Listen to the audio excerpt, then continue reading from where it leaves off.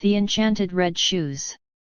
In a quaint little village surrounded by dense forests, there lived a young girl named Clara.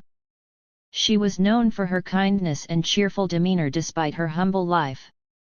Her only possession of value was a pair of plain, worn-out shoes that her late mother had stitched for her. One fateful day, a traveling merchant arrived in the village. Among his goods was a dazzling pair of red shoes that shimmered like rubies under the sunlight. Clara was mesmerized. She asked the merchant if she could trade something for the shoes, but he only smiled mysteriously. "These shoes aren't bought with money or trade," he said. "They choose their owner." Curious and hopeful, Clara tried them on. The moment her feet slipped into the shoes, they glowed warmly, fitting perfectly. The merchant nodded approvingly. "Take care of them, child. They carry magic, but magic can be both a gift and a curse." At first, the shoes brought Clara immense joy. Whenever she wore them, she could dance like no one else, her movements graceful and mesmerizing. People from neighboring villages would gather to watch her, offering her food and gifts in return for her performances. However, Clara soon realized the shoes had a will of their own. Once she started dancing, she couldn't stop until the shoes allowed her to. They seemed to thrive on her happiness and energy, but if she grew tired or wanted to rest, the shoes resisted. One evening, Clara danced until her feet ached and her body begged for rest.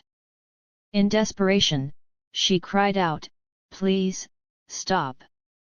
But the shoes only tightened around her feet, forcing her to keep moving. Remembering the merchant's warning, Clara sought him out. She found him at the edge of the forest, preparing to leave the village. "The shoes have taken control of me," she pleaded. "How do I break their spell?" The merchant's eyes softened. "The shoes amplify what is in your heart," he explained. "They reflect your desires but demand balance.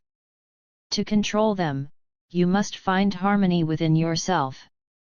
Clara thought deeply about his words. She realized she had let her newfound fame and admiration consume her, forgetting the simple joys of life.